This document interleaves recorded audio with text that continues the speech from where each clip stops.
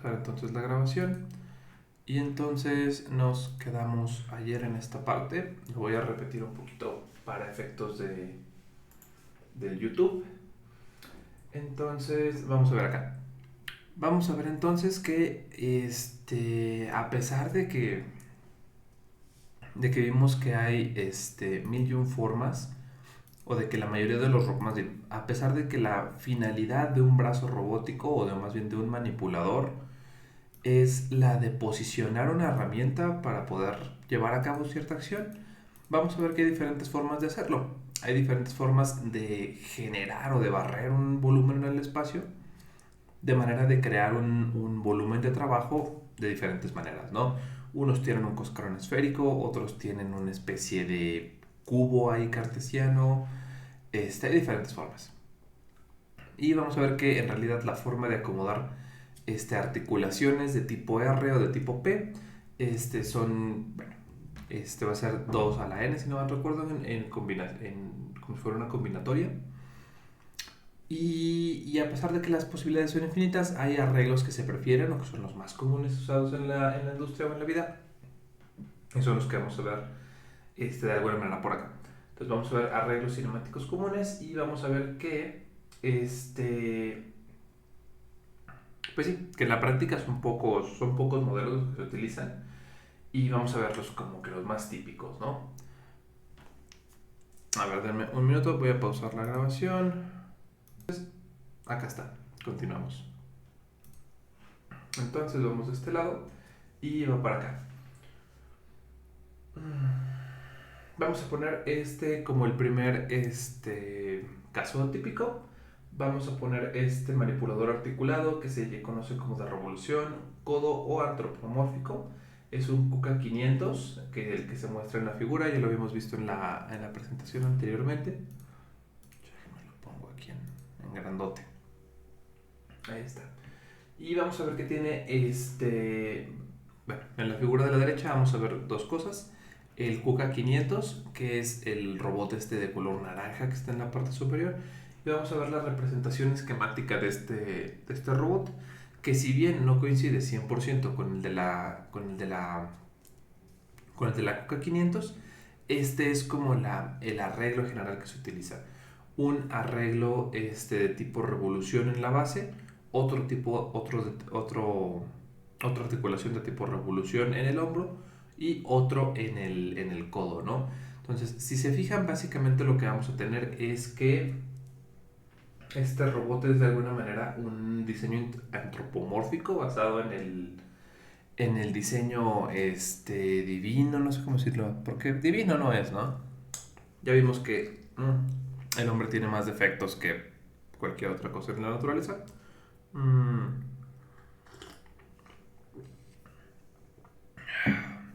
pero está basado en un diseño del hombre, ¿no?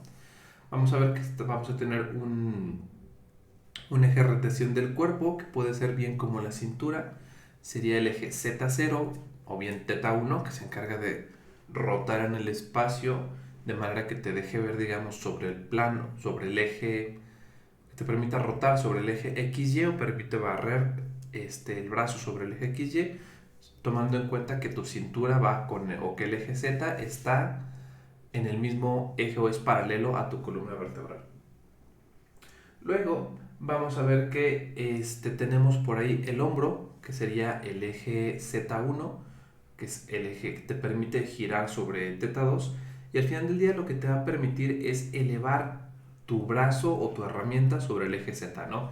Si se fijan, conforme movemos θ2, lo que vamos a lograr es que el link que conecta el hombro con el codo suba sobre el eje Z, ¿no? Esa va a ser la función del segundo eje de revolución. Y finalmente vamos a tener el eje de revolución del codo, que te va a permitir nuevamente barrerte sobre un eje que sería este de acá, estaría aquí. Y luego tenemos uno del codo que te permitiría otra vez barrerte sobre un eje déjenme pongo por acá la cámara. Este no es, este sí es. Acá está. Entonces, si se fijan, lo que vamos a ver es que tenemos el cuerpo que te deja moverte en esta dirección. Te deja moverte, a mí me deja inclusive barrerme frente a la pantalla, frente al escritorio. Luego vamos a tener el hombro que me permite mover el codo hasta donde está me deja moverlo sobre el eje Z o me deja mover la altura del codo. Y finalmente vamos a tener el codo que me permite barrerme sobre este lado o bien sobre este lado, ¿no? Dependiendo de hacia dónde, cómo esté colocado. En este caso estamos poniendo que el eje de rotación es paralelo al del hombro. Entonces, si el hombro gira en esta forma, el codo quiero suponer que también gira más o menos en esta forma, ¿no? Ok, entonces vemos ya esa parte. Me quito mi carota de este lado. Acá está. Y seguimos acá. Entonces, tenemos esta parte. Vemos cómo está este robot y vemos que en general el espacio o el volumen de trabajo de este manipulador lo podemos ver acá, ¿no? Este es el espacio de trabajo que vamos a tener. Vamos a tener que, por lo regular, tenemos en la parte superior el esquema de trabajo. Vamos a tener que, déjenme ver, se me olvida que ya puedo rayar aquí. Vamos a tener que el eje del cuerpo o el body, el θ1, va a permitirme moverme sobre esta región, sobre esta parte. Luego, con el segundo eje voy a lograr moverme. Si se fijan, esto me va a permitir moverme de aquí hasta acá. Y con la última pieza lo que va a permitir es posicionarme una vez más de aquí a aquí, ¿no? Es como para darle una extensión un poquito más precisa y un poquito más de rango. Ok. Entonces, hasta aquí vamos bien. ¿Se entiende más o menos cómo es la estructura base? Ok. Sí, profe. Seguimos pues. Vamos a tener el manipulador esférico, que sería el manipulador RRP. Y lo que vamos a tener es déjenme ver cómo se llama la cosa de este lado. El RRP, lo que vemos del lado derecho es el brazo de Stanford. Stanford es una universidad también famosilla de ingenierías. Me parece que también es gringa. No tan famosa como el MIT, pero también es como, uy, Stanford. Y vamos a ver que bueno, vamos a tener las dos cosas otra vez, ¿no? Del lado derecho tenemos la figura del robot en blanco y negro, ya sabrán qué tan viejo es. Y del lado izquierdo vemos la manipulación, o perdón, vemos el diagrama esquemático de cómo funciona el robot, ¿no? Tenemos un diagrama, un eje de revolución sobre Z. Después pegado tenemos otro eje de revolución sobre Z1 que te permite, el primero, voy para allá. Ok, ahí va. Entonces vamos a ver, acá tenemos el brazo de Stanford. Y vamos a ver que este brazo de Stanford lo que nos va a permitir es que al reemplazar la última articulación de revolución por una, o bueno, voy a decirles tipo R y tipo P, porque sabe que me va a estar diciendo como toda la palabra. Pues cuando quitamos el último joint de tipo R, lo cambiamos por un tipo de P, vamos a crear que mi espacio de trabajo ya sea una especie de cascarón esférico. Ya habíamos visto este tipo de manipulador anteriormente, bueno, el diagrama de cómo funciona esto, y que cada uno de estos ejes, θ1 te permite moverte por acá, θ2 te permite moverte en esta dirección, y el D3 te permite moverte de una manera radial en esta forma, ¿no? Entonces, ya hemos visto esto. En general, vamos a tener que básicamente el término de manipulador esférico se deriva del hecho de que las coordenadas de donde va a estar el actuador final básicamente están en coordenadas esféricas, es decir, con un R coseno de teta, seno de phi. dependiendo de, vamos a tener dos ángulos, uno que me define sobre qué ángulo, este me parece que regularmente lo toman como phi, este de acá va a ser teta, y r que te dice en dónde está esta cosa, ¿no? Y te va al final del día te va a dar una especie de cascarón esférico que va a ser el volumen de trabajo dependiendo, y el grueso del cascarón lo va a dictar obviamente la distancia que se pueda mover de 3, ¿no? Si es muy pequeña la forma te va a quedar un cascarón delgado. Si el prismático de 3 está como muy largo, como se ve en el caso del brazo de Stanford, entonces vamos a ver que nos va a dar un cascarón esférico más gruesecito. Pasamos al siguiente robot. Acá está. Vamos a ver ahora el manipulador SCARA, que es el que estamos viendo de esta manera, y que básicamente el manipulador SCARA es un robot de ensamblaje. Las siglas son bonitas porque son las siglas para Selective Compliant Articulated Robot for Assembly. En español sería algo así como un robot para ensamblaje articulado selectivo de compilación o compliant, de compilación supongo. Vamos a ver que es un manipulador popular y que está diseñado de manera que su función sea de recoger y colocar nada más, ¿no?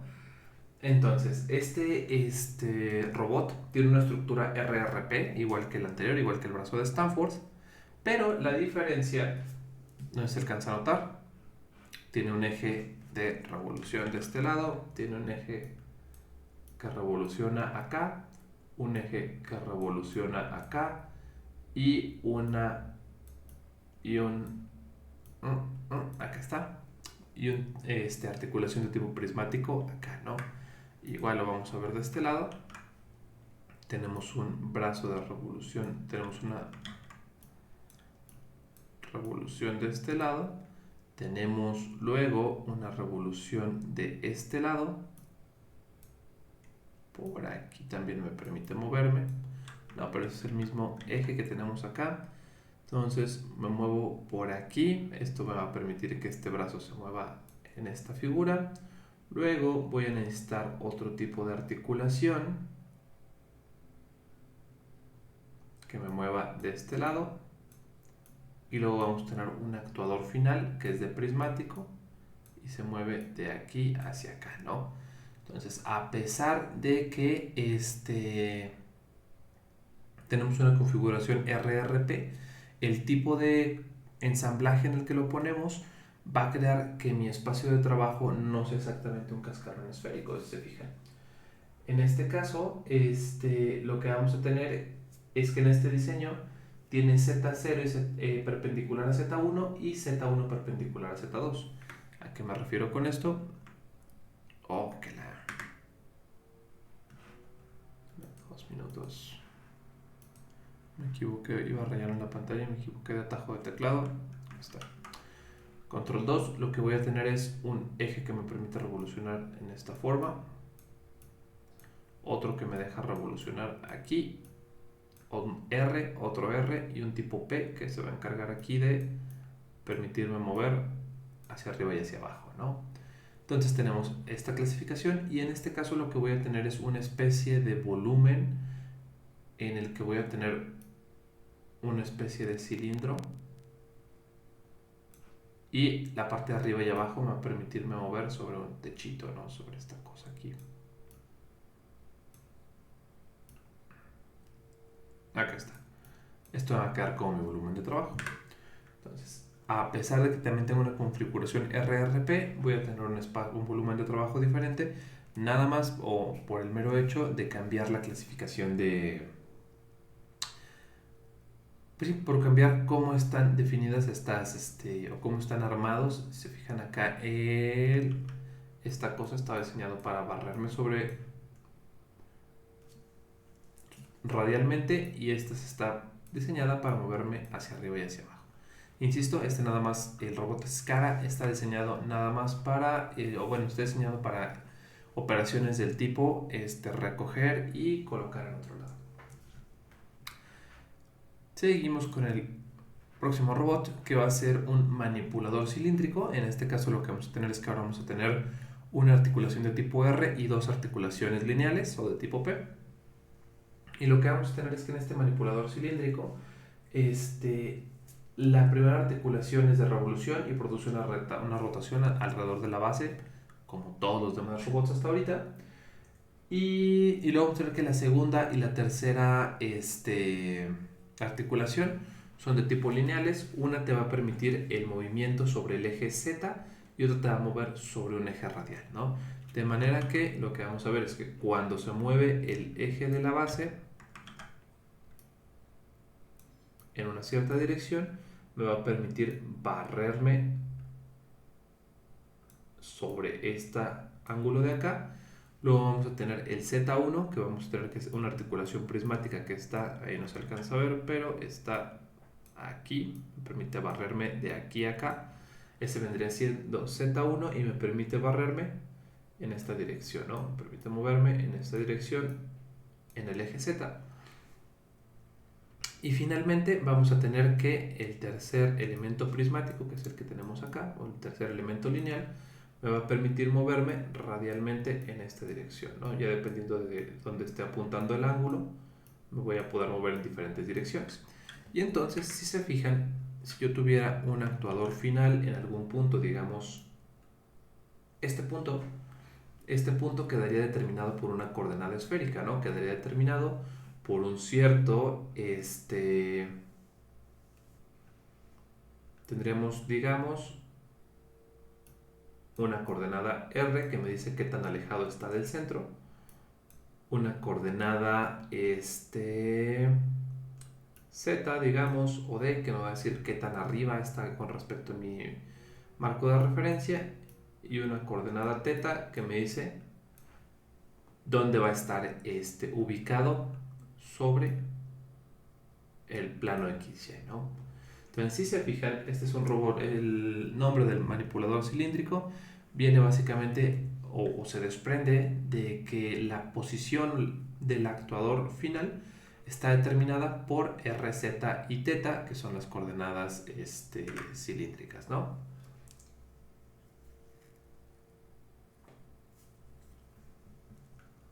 Y al parecer fuimos del más complejo al más simple, porque ya el que queda es si estoy grabando lo que tengo que grabar, parece que sí. Ok. Acá arriba.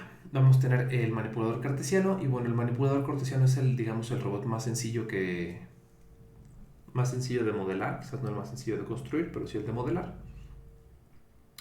Y vamos a ver que en general las variables de las articulaciones son las coordenadas cartesianas, vulgarmente, del efector final. Vamos a ver que este manipulador tiene tres joints o articulaciones de tipo lineales. Y bueno, que cada una de estas articulaciones representa el eje X, el eje Y y el eje Z.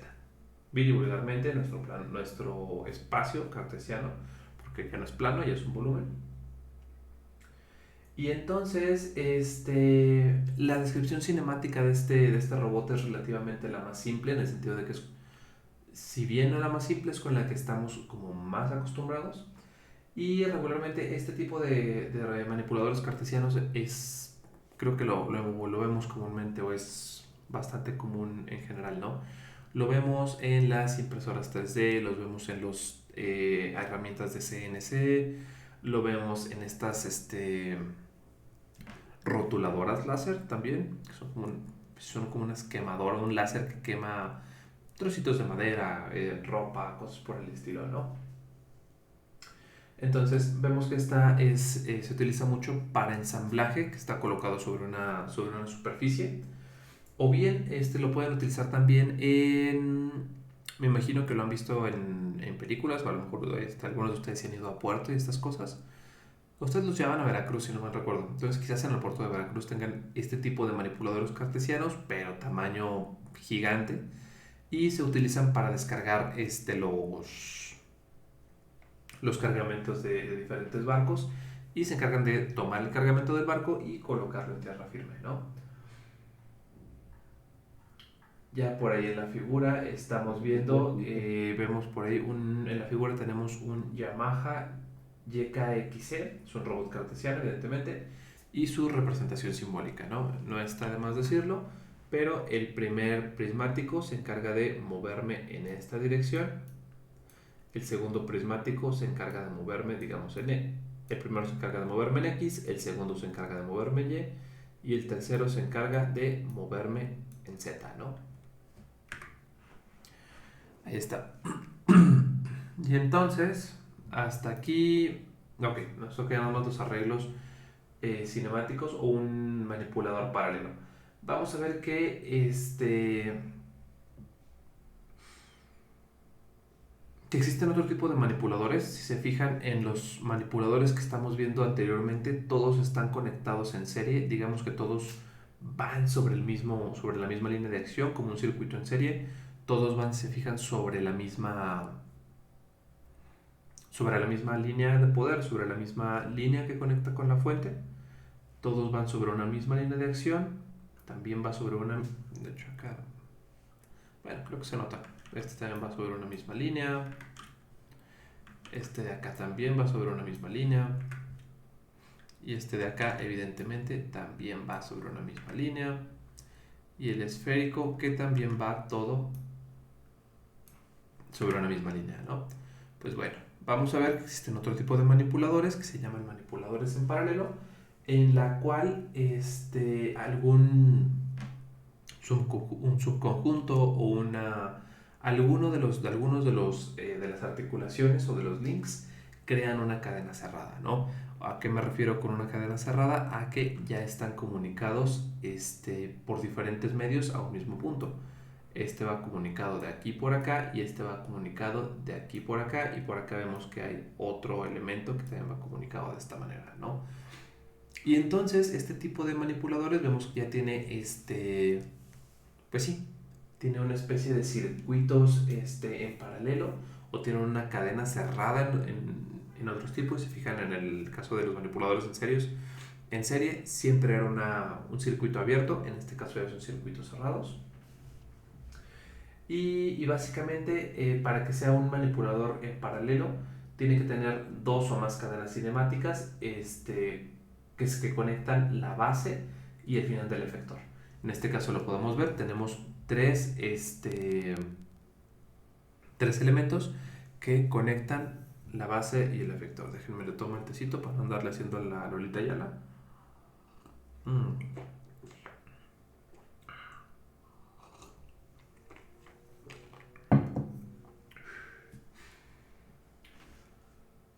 Y, y bueno, en el caso de la figura de lo que estamos viendo en el pizarrón, ahorita estamos, bueno, en la pantalla, en la figura estamos viendo un robot ABB IRB 360, que es un manipulador en paralelo.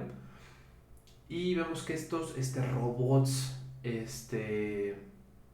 con una cinemática de cadena cerrada pueden resultar en una mayor rigidez estructural, pueden tener mejor precisión que los robots de cadena abierta, pero la descripción cinemática es un poquito diferente y va a requerir métodos diferentes de análisis. En general aquí lo que vamos a tener es, no creo que lo alcancemos a ver en el curso, o lo vamos a ver muy por encimita, pero en general vamos a tener que este tipo de robots va a tener igual movimiento sobre las coordenadas del espacio.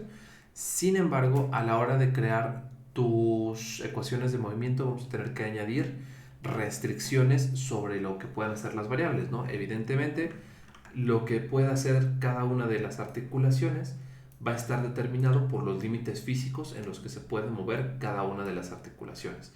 Entonces, a pesar de que yo pueda mover esta articulación hasta este punto, puede ser que esta articulación también tenga un cierto límite de longitud y que resulte en que en mi actuador final nada más puedo llegar hasta cierto punto, o hay puntos a los que no puedo llegar.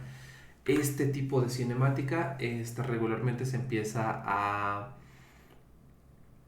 ver, me parece que con lo primero que se utiliza son con los multiplicadores de Lagrange, que es una técnica de restricciones para funciones.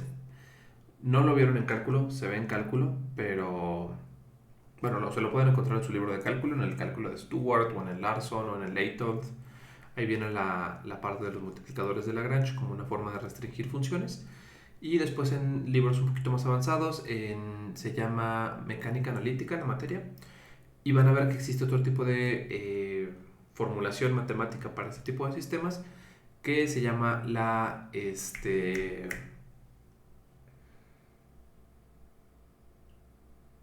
la formulación hamiltoniana en la que se toma más una especie de restricciones sobre la energía y ahí se pueden meter restricciones igual del mismo tipo dentro del hamiltoniano.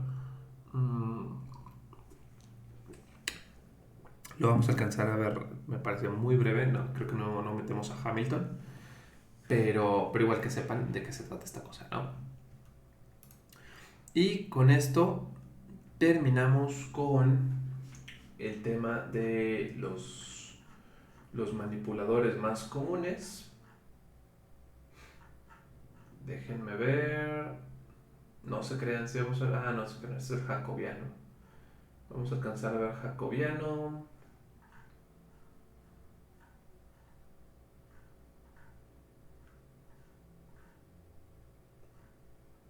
Y ya, pero sí, no vamos a ver hamiltoniano. Está bien chido el hamiltoniano porque te permite resolver problemas que en coordenadas o formulaciones normales está bien difícil. Y con el hamiltoniano se vuelven tres renglones de ecuaciones. Entonces, denme un minuto, voy a parar aquí la grabación para que esta sea la grabación de... Quedamos que eran manipuladores más comunes. Detenemos acá.